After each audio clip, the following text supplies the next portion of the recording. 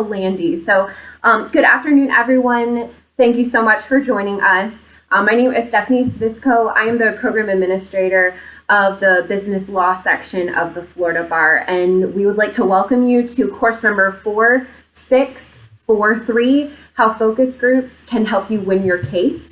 That course number is what you're going to use to self-report for your credits later on. So if you need that, again, please do not hesitate to reach out to me. It's also listed on the slides that are up on the screen right now.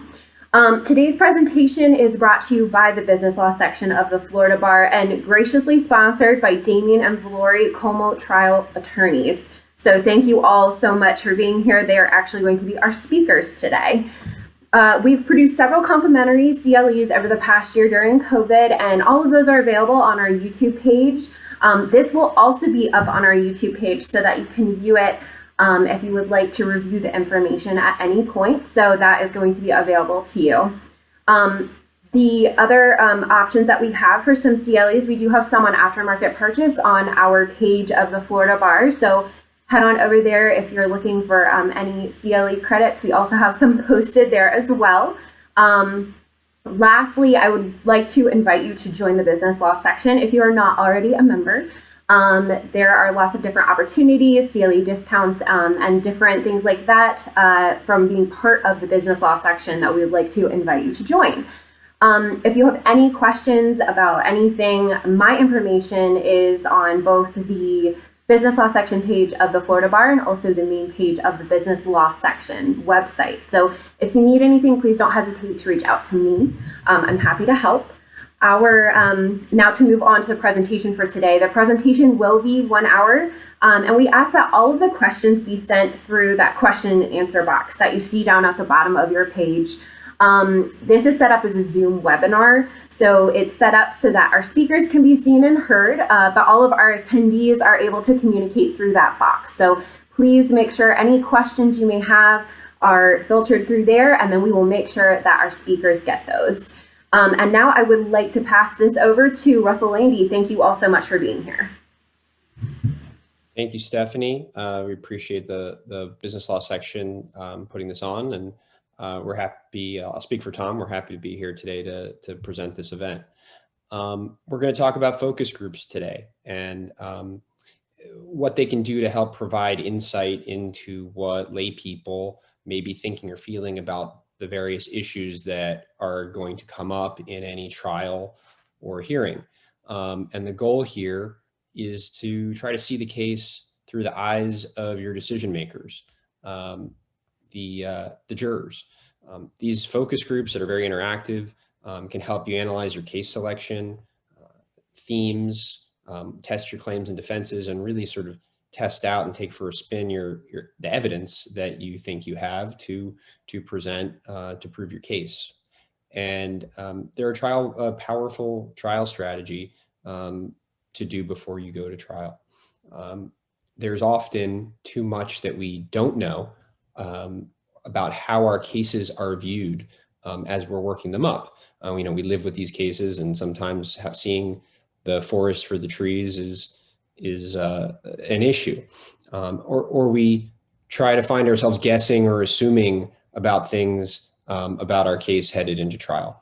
And we shouldn't do that. And we shouldn't guess or assume what lay people would think or feel regarding the evidence or various other components of our presentation at trial.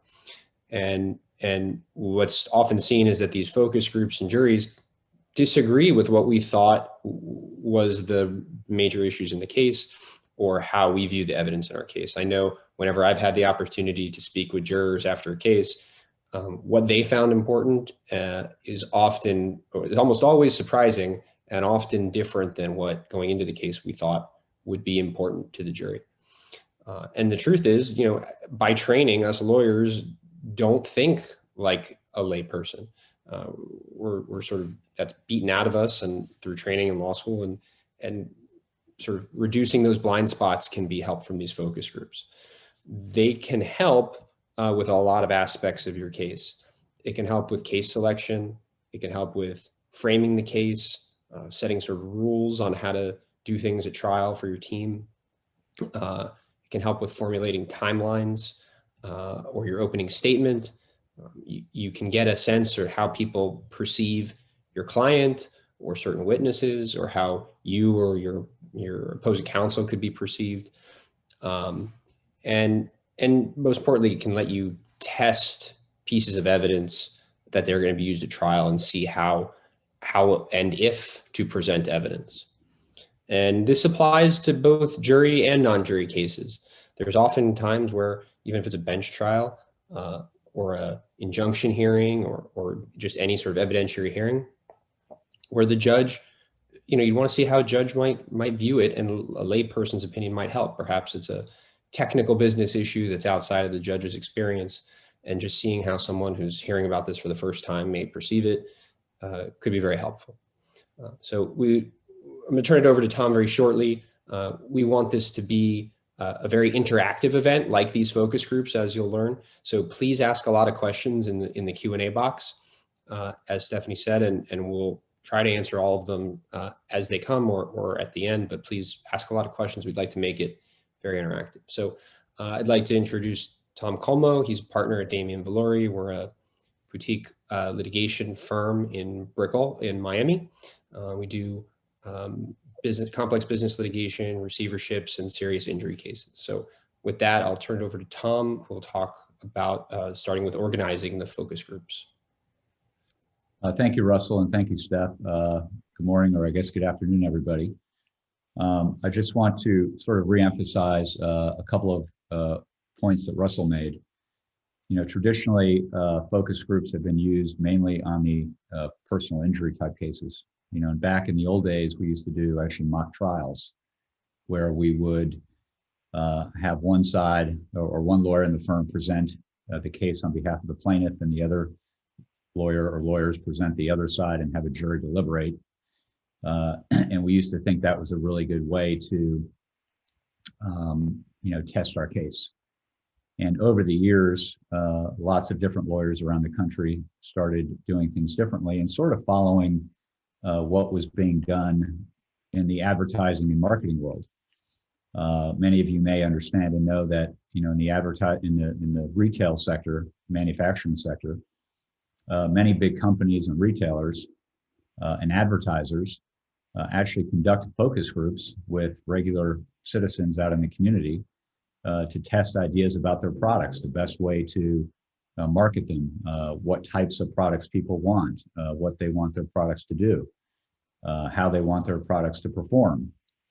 And so working off those sort of exercises, trial lawyers across the country for the last probably 15, 20 years have begun implementing focus groups with that mindset, which is, again, as Russell pointed out, trying to understand from lay people's standpoint, what they think and feel and believe about our cases, the issues in our cases, the evidence in our cases. And so, we all go through law school and then start practicing law, thinking we really have an understanding of all of these things. But, the way that we're trained to think is very, very different from the way most lay people, non-lawyers, think. And if you think about, the way you thought about things before you ever went to law school or worked in a law firm or exposed to, what we do as trial lawyers, compared to how you are now, you think back, it's like very, very different. The training and conditioning that we've gone through is very, very analytic. And, we've read the cases, and then we sort of become jaded in a way so that we are not necessarily seeing things as common people do.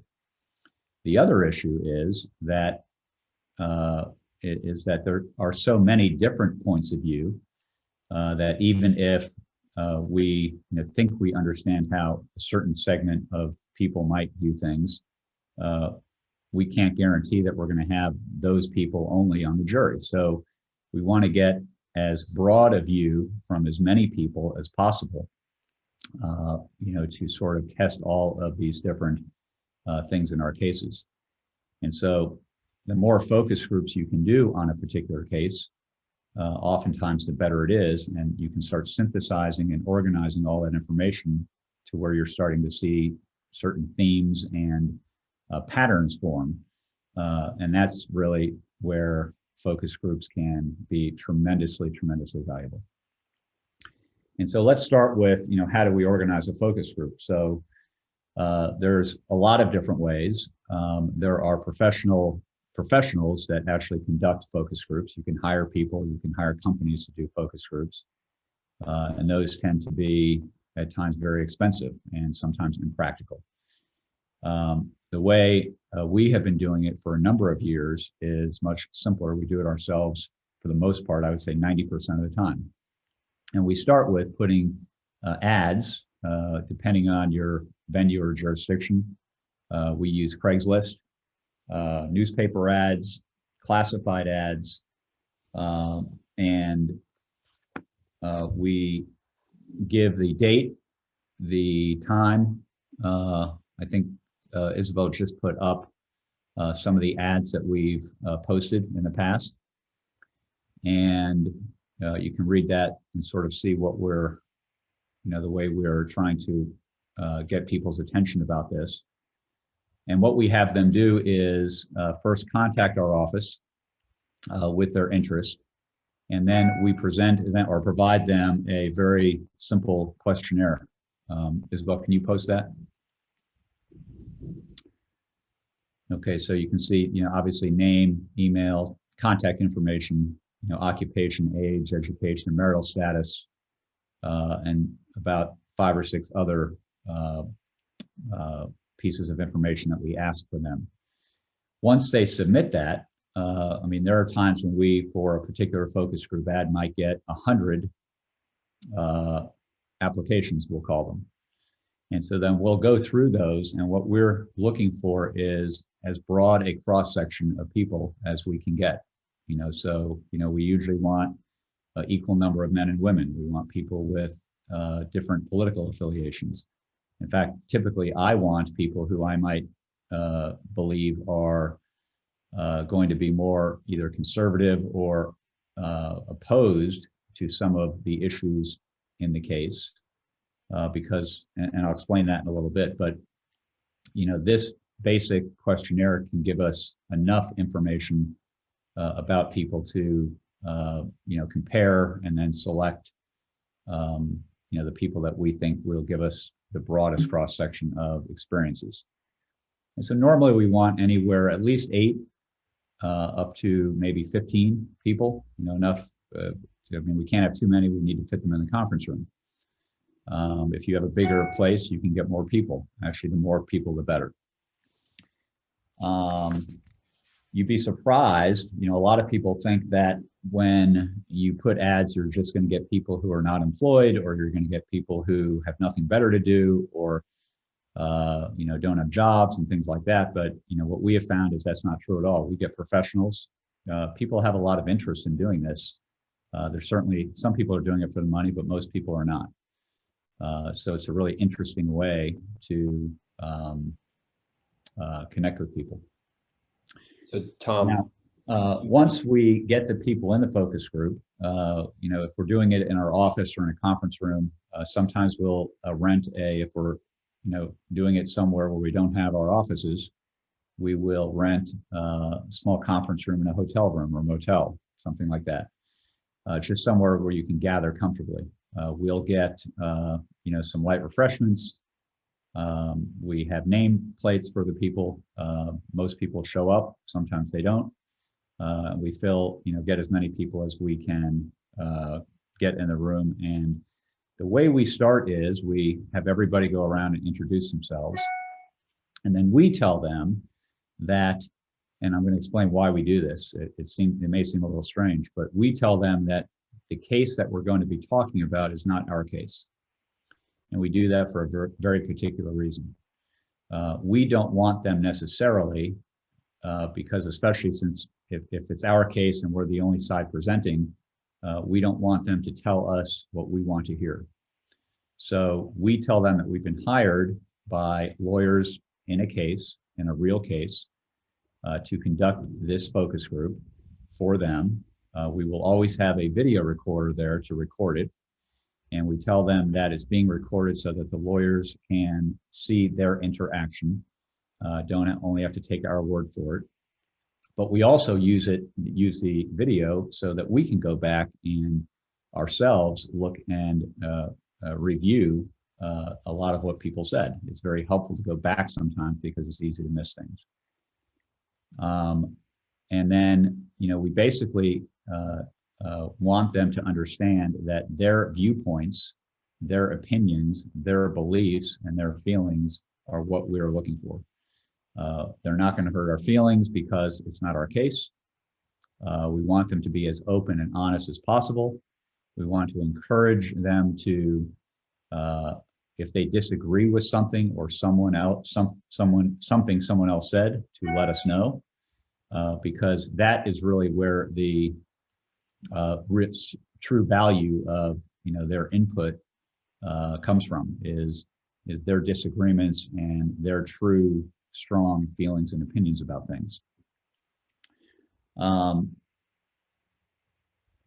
The other thing we try to tell them is there are no right and wrong answers. Same thing you would tell a jury, right? If they think that there are right and wrong answers, they're not giving their true opinions and feelings. And so at the end of the day, we want them to be as vocal and honest with us as possible. Any questions so far? Tom, how as the lawyer or the person presenting the focus group or conducting it, how do you dress? How do you present yourself? Is there anything unique or different about that? That's a great question, Russell. I think as the lawyer, the best thing to be is authentic. And so I typically dress very casually because I want them to feel like they can connect with me and be open with me and be comfortable. I think sometimes in a focus group, when you come in and you're all suited up, it can be intimidating because most of these people come in and they're not dressed that way. They're dressed very casually. And so we want the environment to be relaxed and inviting, and we want everything to be conversational. And I have found that if the way you dress is casual, that sort of lends for a more comfortable casual setting. Any other questions before I move on? Not yet. Okay. So the types of focus groups you can do are, really unlimited, and it's just, you can do a focus group really on any topic, any issue in any way. So I'm going to discuss really a few of the primary ones that we do. Many times before we decide to accept a case and take a case into the firm, we will focus group it and to see, what average lay people think of the merits of the case. There are cases sometimes that we have felt are very strong in the merits, where we have conducted 2 or 3 focus groups and find that most people don't see the case as meritorious. Conversely, there have been cases where we have thought they don't have merit and they don't make sense to take, and focus groups have convinced us otherwise. So case selection focus groups are, really, really valuable. If there is a question in your mind as to whether or not a case should be taken into the firm or not. Probably the focus group that we do most often is what we call the narrative focus group. And let me explain what I mean by that. So when we do a narrative focus group, what we're trying to do is give the focus group a very neutral, very simple as possible, and straightforward sense of what the case is, who the parties are, why the parties are suing each other, and as few facts as possible to let the jury know essentially what the basic case is about. And the reason we want to have it be neutral is because what we're looking for is not what we want to hear, but what we need to hear. And what I mean by that is when we hear facts of the case from our clients when they come in, we are immediately processing it and coming up with what our theories and themes and what's important and what's not important and what the defenses are going to be. Again, we're using our lawyer minds to do all these things. The really important thing is, again, is what do lay people think about all of these things? And in order to know what lay people think, we don't want to give them too much information and either skew their views of the case. We don't want to advocate, because then we're sort of trying to influence their point of view or their perspective. What we really are trying to accomplish with a narrative focus group is to find out what's on their minds, or put another way, what's on their blackboard. And so by giving them a limited number of facts and just the bare bones, we have them asking questions and asking for more information and seeking to understand more about the case. And in doing that, what they're essentially doing is telling us what they think is important. They don't know they're telling us that, but that's the net product of their asking those questions. So if, for example, we just tell them, a car is driving down the street and he ran into a tree. That's all we tell them. We don't tell them anything else. We ask them then, well, what happened here? Well, with that limited number of facts, they don't know what happened. So they start asking questions. Well, how fast was he driving? Was it dark out? Was it light out? What kind of street was it? Where was the tree in relation to the road? So they start asking all of these questions to broaden the scope of the incident. And this sort of concept applies to anything, any type of case. So one of the hardest things about doing the narrative focus group neutrally is keeping it really neutral and not trying to sell the case or advocate. And one of the things we're going to do is Russell is going to read a narrative, and then I'm going to read a second version of the narrative to sort of demonstrate what I'm talking about being really neutral and being really simplistic with the narratives. Okay, so I'm going to read a narrative that perhaps someone who's never conducted one of these focus groups would put together. It assumed that the lawyer drafting this was told, okay, give a narrow, neutral recitation of the facts that we can use to present to this focus group. This is how maybe a business litigator or bankruptcy lawyer or somebody may look at this. And at some point, Tom might say, okay, that's enough, stop talking, but we're going to go through it because that's part of the exercise. So plaintiffs are suing Three Rivers Bank for fraud, conspiracy to commit fraud, and violation of Florida's Deceptive and Unfair Trade Practices Act, arising from a scheme perpetuated by the defendants against the plaintiffs. B. Lamar Bonds, a well-known member of the jewelry industry, approached family contacts and investors and offered them an opportunity to invest in pawn shops located in Philadelphia. He stated that the economic downturn made the pawn shops quite profitable and promised 11% per month guaranteed returns. Bonds guaranteed high returns on the investment, no risk, and offered the plaintiffs, Ronald Grant and Stephen Avery, the ability to withdraw their principal investment on demand. Often, Bonds would befriend the individual in order to gain their trust.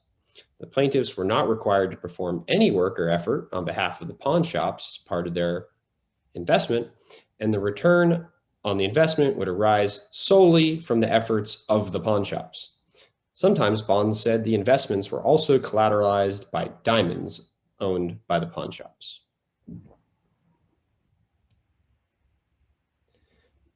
Grant and Avery invested their own funds at the outset. Then, after a short period, Bonds introduced them to another defendant, James Leland, a CPA, who Bonds said would aid them in obtaining loans on their homes or businesses for a commission, and they could then use the funds to invest with Bonds.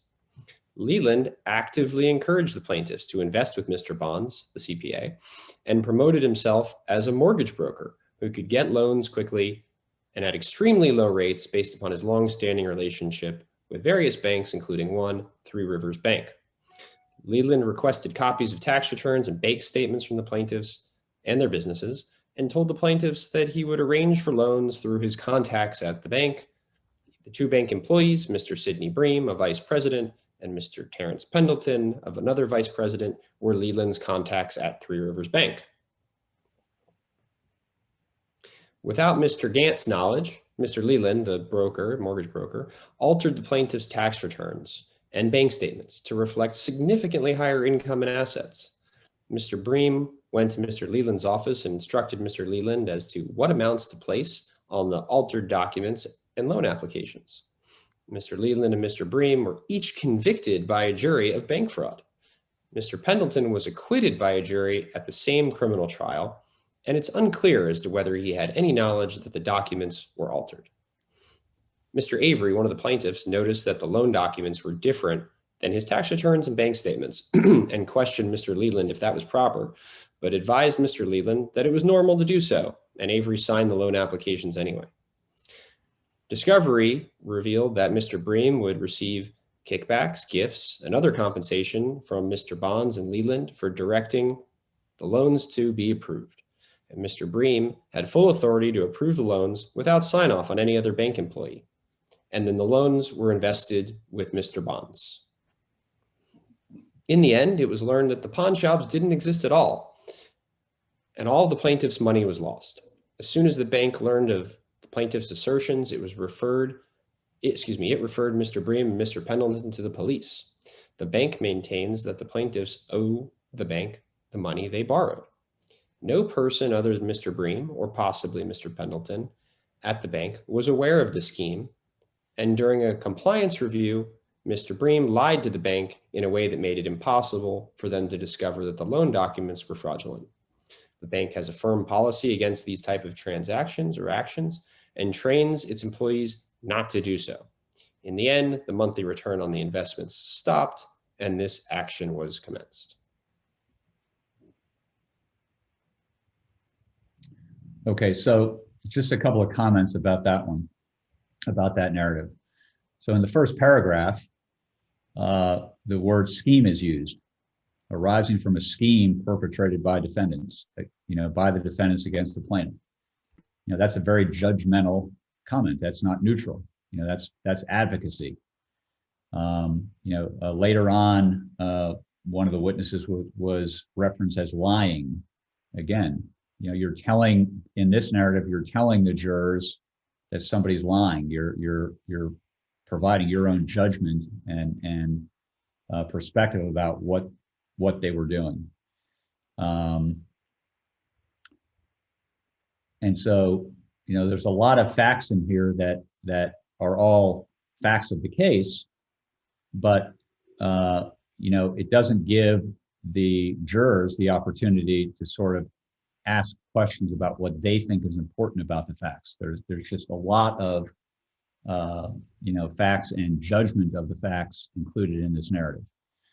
And so here's a shortened version of the narrative and another way to do this, with essentially it's the same case. So I would start off by saying this case involves claims to collect a debt and banking fraud. The parties are a plaintiff counter defendant, which is Three Rivers Bank, and the defendant counter plaintiff, which is Mr. Avery. Then I would read, the story is, defendant counter plaintiff, Mr. Avery, borrowed money from Three Rivers Bank to invest in a company that owned pawn shops. This company was owned by a jeweler named Mr. Bond. Mr. Bond introduced Mr. Avery to a CPA, Mr. Leland, who agreed to help him apply for and obtain loans from Three Rivers Bank by helping him compile the loan applications and submitting them to the bank with his tax returns and bank statements. Based upon the documents submitted, Three Rivers Bank loaned Mr. Avery the money. Three Rivers Bank claims the financial records submitted by Mr. Avery to apply for the loan were altered and partially falsified. According to Mr. Avery, the bank, through its employee, Mr. Bream, was aware the records were altered. He claims Mr. Bream was a friend of Mr. Leland, the CPA, and that they, along with Mr. Bond, worked together to falsify the documents in order to secure the loan. Three Rivers Bank claims it had no knowledge that Mr. Bream was involved with altering the financial records or was approving loans based upon the false information. Mr. Avery conceded that before signing the loan application, he noticed that certain information in the application did not match his tax returns and bank account records, and that he asked the CPA, Mr. Leland, about this and was told it was not important. Mr. Avery signed the application. After the loan proceeds were invested in the pawn shop company, Mr. Avery discovered the investment was a scam and there were no pawn shops. All the money he invested was lost. Three Rivers Bank demanded that Mr. Avery repay the loans. Three Rivers Bank is suing Mr. Avery for repayment of the loan it made to him. Mr. Avery is countersuing Three Rivers Bank for fraud. Now, after we would read this narrative, we would then ask the focus group if any part of this needed to be reread. And typically what would happen when we ask that question is they start asking questions about what happened. And we don't tell them yet. We simply say, we can't answer that yet. Do you have any questions about what was read? Do you need us to repeat what we said just so that you know the narrative? Again, they will try to ask the questions, well, what about this and what about that and who was this and who was that? Again, you have to resist that, resist answering those questions and simply say, we can't talk to you about any more facts or answer any questions. And then some people will say, okay, read certain parts back, which you'll do. The next thing that we'll do is we'll say, okay, based upon what you heard in the narrative, we'd like you to take out a piece of paper and write down if you think anybody was at fault or any people were at fault, who are they and what percentage of fault, if you think somebody was at fault. We're not saying there was anybody at fault. Maybe you think there was nobody at fault, and if you think that, then just write down nobody was at fault or nobody's to blame. And they will write that down. They'll give you the percentages. And on Zoom, the way you can have them provide you that information is to just submit it to the chat. Then once you have that information, you can go through and say, okay, Mr. Jones, for example, you said that you believe Mr. Avery was at fault here. Why do you feel that way? And Mr. Jones is going to explain why he feels that way, or he's going to ask questions. You always want to, later on in the talk here, we'll talk about squeezing the orange. And when I say squeezing the orange, again, we want to extract as much information about what the focus group members feel, believe, think as we can. And so anytime somebody answers a question, you need to follow up with why. Why do you think that? Well, what else do you think about that? Well, are there other facts that would be important to you? Well, what are those other facts? Well, why are those facts important? Then as you're doing that, you want to create what we call a crosstalk. And crosstalk is where, after Mr. Jones gives you an answer, you say, well, Ms. Smith, you heard what Mr. Jones said. Do you agree with him? If so, why? Do you disagree with him? If so, why? And so on and so forth. And so you can continue doing this with different members of the focus group with regard to every issue, so that you're never answering questions, because you don't really want to be answering questions. You want to be asking questions and getting the focus group members to be revealing as much about their thoughts, beliefs, opinions, perspectives on the case as possible. And you'll see once you start doing this, it starts almost free-flowing, where people just start gushing information. Now, important fact in terms of how you're organizing the focus group. We talked about how you get the focus group members there, but to really take advantage of all this information you're getting, you obviously need to have a team, your team there. You're obviously recording it, but you need to have people taking notes. And I would always suggest you have at least 2 other people taking notes. The person conducting the focus group should not be taking notes at all. You want to be interacting with the members of the focus group. Keep it conversational, keep that rapport building. And the more rapport you build, the more usually outgoing and outspoken people are going to be. Any questions so far? We have a couple. What are some tools to generate crosstalk? Let's say it's a situation where everyone's kind of just talking directly to you or is kind of quiet that day. Are there some typical questions you can use to sort of kindle the fire? Sure. So let's say you have a particular focus group member who is, doesn't seem to be talkative. Well, Mr. Jones, you said that you thought Mr. Avery was at fault. Why do you think he was at fault? Well, and you don't get a really good answer. Well, what makes you think that? It's like anything else. If you have children and you're trying to get them to reveal what they want for dinner, right?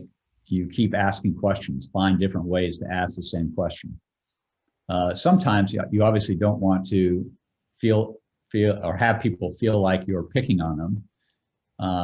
And so, if you have a person who is seemingly reluctant, even after several attempts to get them to talk more, that they don't want to, then you just pivot to somebody else. Mrs. Smith, you thought Mr. Avery was not at fault. Well, why did you think he was not at fault? Did you think anybody else was at fault? Why did you think that? And then in terms of crosstalk, you can now take it back, to go to different people and say, do you agree? Mr. Sanchez, do you agree with Mrs. Smith? Or do you disagree with Mrs. Smith? And when you start asking those questions, then you can say, does anybody else agree with Mr. Sanchez? Or does anybody else agree with Mr. Smith? And then, of course, the next question is, why? And you'll actually get them starting to talk to each other and amongst each other. And then in terms of using tools, say, well, does anybody disagree? Remember, it's okay to disagree. We want to know if you disagree. It's good if you disagree. That's what we're looking for. Not everybody agrees with everybody. And so some of the best information that we can get in this focus group is where you all disagree with each other. So how many people disagree? Almost encourage people to disagree. Those are some techniques you can use. So I know you talked about narratives. Do you ever show, when we talked about testing evidence as one of the reasons to do a focus group. Do you ever show them actual either documents or video, or if it's a tangible item, do you ever go that far in one of these? Yeah, so, a lot of times, depending on what the goal of your focus group is, we do that all the time. In fact, oftentimes what we'll do is, and we usually don't do it, if we're going to focus group a case several times, we usually start with the narrative, and we'll do the narrative at least 2 or 3, sometimes 4 times at different focus groups to see what the themes are and start trying to test some of the patterns we might be seeing.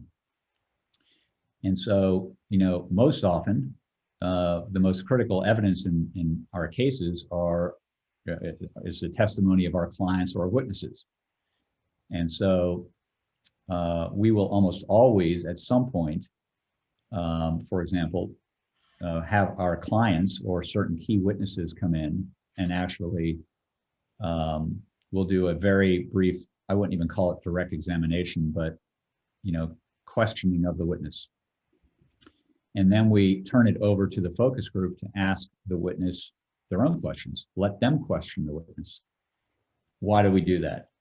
Well, when we're asking the questions, we're obviously asking the questions knowing what the answers are going to be and to elicit the answers we want. But by allowing the focus group to ask the witness or our clients the questions, what we're learning is what they think is important, going back to what I said in the very beginning. And so you really accomplish two things there. Number one, you're finding out what the focus group thinks is important to know from the witness, but you're also getting a sense of how the focus group perceives the witness in terms of their credibility, their likability. And thirdly, you're giving your client or the witness an opportunity to be put under fire, with strangers that they don't know, which is something that is hard to do when you're preparing your client or your witness in your conference room, where there's a familiarity, they know you, you already have a relationship with them. And you're giving them an opportunity like they will have in a courtroom to be having to give the testimony in front of a bunch of strangers. As far as evidence, yes, we do that all the time. We may just put up I'll give you an example. So I had a case involving a defective part on a road bicycle. And so we, of course, in our minds, had a very clear understanding of what happened. And we, of course, assumed that everybody would get it. So what we did is we just put a photograph of the actual, first we did it two ways. We put a photograph of the defective part up, and then we actually brought the defective part in, and we just showed that to the focus group. We didn't say anything more. We didn't tell them anything about the case, and we simply said, what happened here? So in this, the first thing they said was, well, the person crashed. Well, why do you think that? Well, to have a part that was that deformed or whatever, someone must have crashed. Well, how do you think the crash occurred? And people should start coming up with thoughts and ideas and, imagining what must have happened. And then you can feed them more information. Okay, well, assume it didn't crash. Assume no one hit this person on this bike. First thing that came out of their mouth was, well, the product must have been defective. Right? So we didn't know they were going to say that. We thought it was going to be more the opposite. So you can really start understanding from people what they think or are imagining happens, because oftentimes when we're telling people what happened as the lawyers, what we know from focus groups is most people don't trust lawyers. Therefore, they don't trust what comes out of our mouth. So even though we're telling them certain things happen, they're all thinking their own thoughts about what must have really happened. And so by presenting the evidence that way, you can start getting some of what these people are thinking when you're not trying to force your story on them. Another interesting, piece we used, we had again, it was an injury case, and we had a picture of the plaintiff taken by the family in the hospital room with the person hooked up to wires and tubes and all sorts of things. And lawyers typically think, wow, that's really great evidence. The jury's going to look at that and be like, oh my God, this poor person. And they're going to have great sympathy for this person and understand by seeing this picture how badly injured they were. And we were very surprised to find out that not only did they not think that, but they actually found it offensive that the family, with their loved one in that condition at that time, would think to take a picture. It made them think that the family at that point was already thinking about a lawsuit and money. So it had the exact opposite effect of what the lawyers thought the evidence was going to portray. And when in fact they thought it was going to help them, it actually hurt them really severely. So two more questions. One, the witness mock examination, I think, is something that's very poignant to sort of the business law section types of cases that may come here. When you bring your client in for that, do you tell the focus group that they are the actual party? Or is it different where you say that this person has been hired? Because you don't tell them that you're the lawyer. You tell them you're not the lawyer on the case. Great question. So what we tell them is that, and sometimes we'll bring in, so if it's our case, we can bring in our client. And we like to do that. Conversely, we obviously, since it's our case, can't bring in the opposing parties, witnesses or client, or the defendant, or whichever it is. So in that case, sometimes we'll have somebody act the part. But again, not telling them that they're our clients. And what we'll say is the parties have agreed to allow their clients to come in and give some limited, answer some questions in a limited format. And we explain that the reason they want to do that is because they want to, again, understand what the focus group's perception of their clients are. And we, without giving them the opportunity, the focus groups the opportunity to meet these people, again, they can only assume what focus group members or jurors, might think about their clients. And there's a question from one of the attendees. I know you mentioned that you sometimes you do 3, 4 focus groups in a case. Are the costs recoverable, or have you ever been able to or attempted to recover the costs incurred in the focus group from the opposing party in a fee shifting situation? Probably not. I don't think that would be a taxable cost. I mean, it's similar to, what our investigative costs might be. So typically not. Okay. And another question from a panelist is, if coincidentally the jurors, the focus group members end up on a jury panel, A, has that ever happened, that coincidence, or B, would they be disqualified? I think they would be. It's never happened. We oftentimes get repeats. We almost never, ever want to have repeat focus group members. So a lot of times, especially with Craigslist, and this is something you have to be really careful about, when you're sort of sifting through the people who are expressing interest in being on your focus group. Oftentimes you'll see people submitting their names time and time again. The reason you don't want repeats is obviously if they've seen you before, they know who you are, they sort of understand and know the process. So it's better to have people who, have not done focus groups with you before. But I've never had a focus group member actually appear in a veneer. Okay. So we have about 10 minutes left. Okay.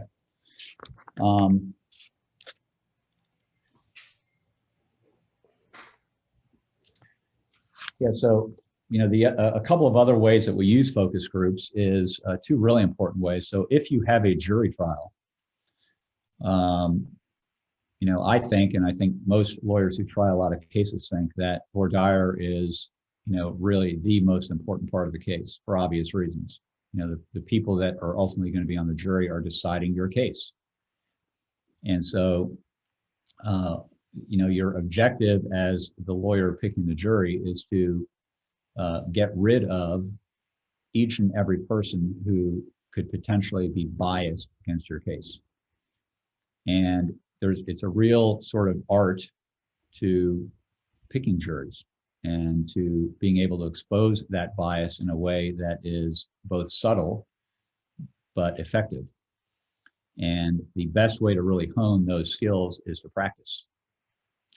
And so we will almost always practice our voir dire at least 3 or 4 times with focus groups, including the Saturday before. If I have a trial starting on Monday, we're doing our whole complete voir dire on Saturday with a focus group, the Saturday before, in whatever jurisdiction we're in. And so, just being able to get up and stand up in front of a group of strangers and ask the questions that you're going to ask in your voir dire and practice the way you're going to ask those questions is critical. And there's almost no better way to practice your voir dire than with a focus group, with 8 or 10 or 12 strangers. The same sort of situation you're going to be facing when, a prospective panel of jurors walks into the courtroom.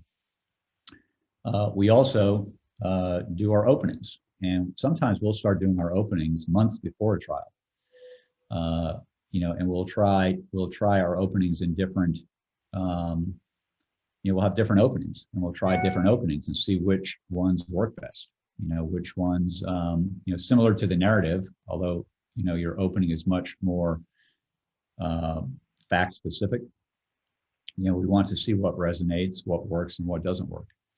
So, practicing different parts of your trial, your voir dire, your opening, direct examinations of people, your closing. Like I said before, there are no limitations to what you can do with focus groups. It's whatever you can imagine doing, it's always going to provide value. As long as you're prepared and have a very specific goal and plan going in as to what you're trying to accomplish.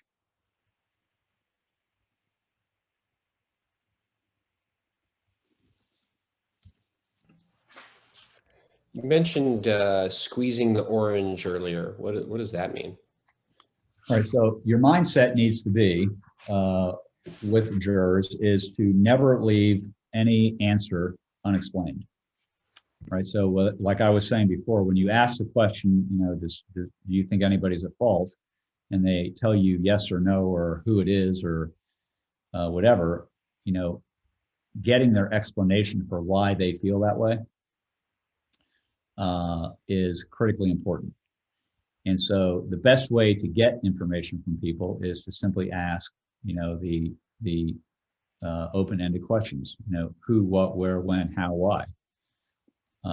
And the truth is, for every answer you get, you can always ask another one of those open-ended questions and get more information from them. You get more information from them and get more information from them. So the analogy of squeeze the orange is to get every last bit of juice out of the orange.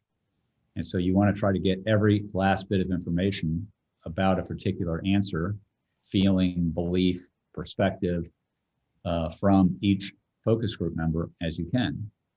Because if you think about it, if you're trying to find out from the lay people that are in your focus group, what their beliefs are, what their feelings are, what their opinions are about your case and elements of your case, the more you can get them to talk about those feelings, beliefs, opinions, and explain them, the more information you have, the more value you have.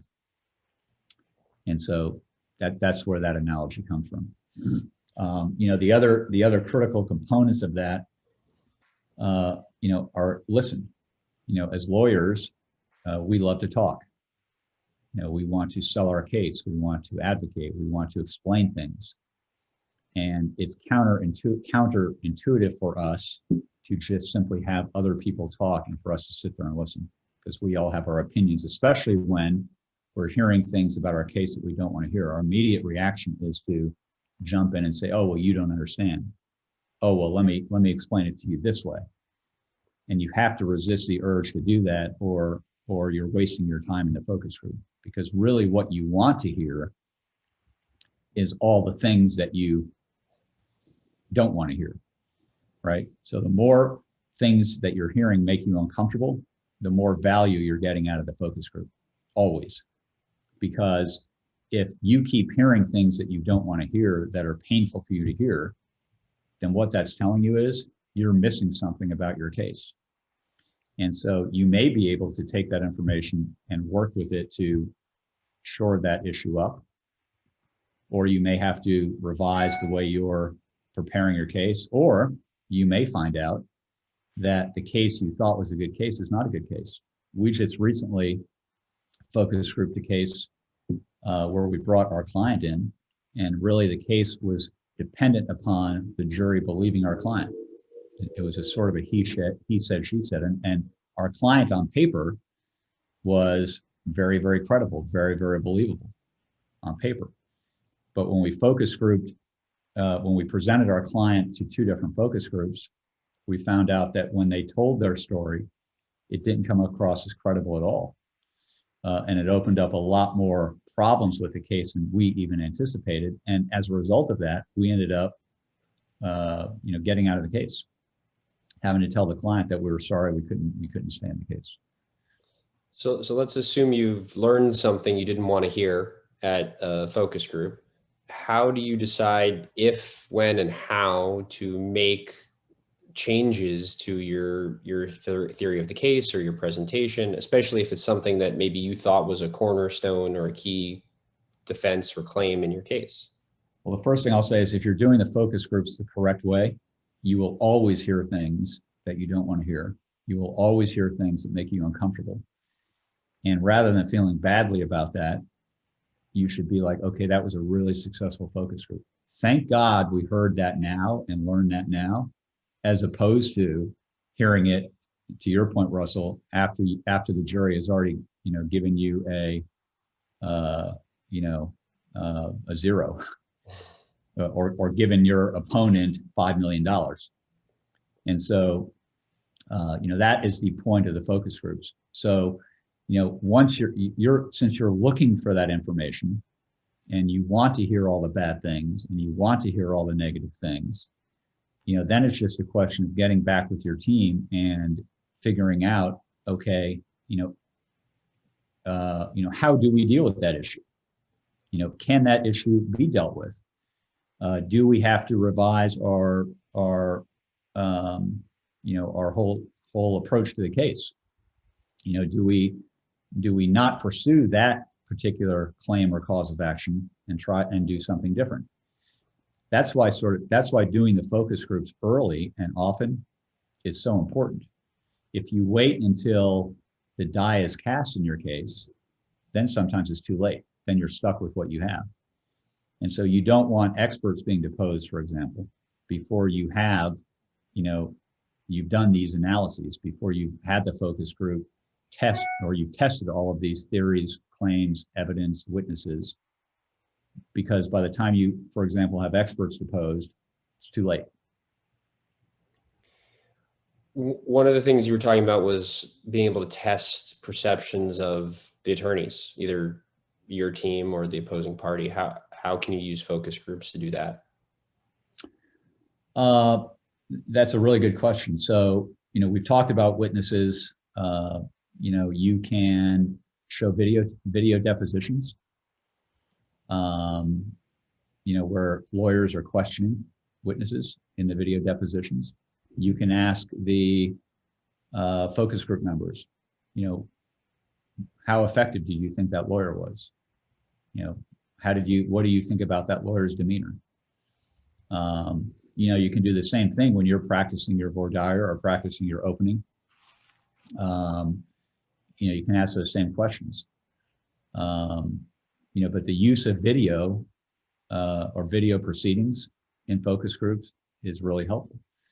If you're up there doing the opening and now you're asking, so, hey, everybody, what do you think of me? Most people might want to be polite and not tell you that they thought you were terrible or they thought you were offensive. But if you, for example, if you have somebody else in your firm conduct a focus group and they show a video of you, conducting a direct or cross-examination of a witness in a video depo, then that lawyer conducting the focus group can ask the question, and the jury can give an honest answer because the person they're either criticizing or praising is not there. So you're more likely to get a, honest point of view. I didn't like him or her or something. Right. Like I don't, the way that she spoke bothered me, or the way that, Right. So we're up here on an hour, so we can stick around for a couple more minutes. If there's any other questions from the attendees that would like to pose to Tom, please put them in the question and answer now. While they're doing that, Tom, what's the sort of one or two top takeaways you'd like people to take from this today? I think the first thing is that doing these focus groups is much easier than you think it is, and once you do one or two, you'll not only realize that it's not that difficult with good planning, but the value far outweighs the cost and resources involved. I think if you're trying cases, whether they're jury trials or bench trials, not to be doing focus groups is almost, and I don't want to be judgmental about it, but inexcusable, just because they are so valuable. And the second thing is that, again, like I've said a couple of times, the way in which to do focus groups is, only limited by your imagination. So, there's no right way or wrong way to do them, in terms of what you're trying to accomplish. but just getting your cases and issues in front of lay people as much as you can is super important. Excellent. So we don't have any other questions from the attendees. So I'd like to thank the business law section for having us and putting this on. And thank all of you for attending. If you have any further questions about these focus groups and how to do them, or ways they've been done in the past, our contact information is up here on the screen. And I believe, as Stephanie said, this presentation will be available at a later date. So thank you again. Thank you, Tom, for sharing your expertise, and thank you to everybody for attending today. Have an excellent day. Yeah, thank you, Russell and Stephanie, and everybody on the Zoom who participated and listened to us. Thank you. Hope it was helpful.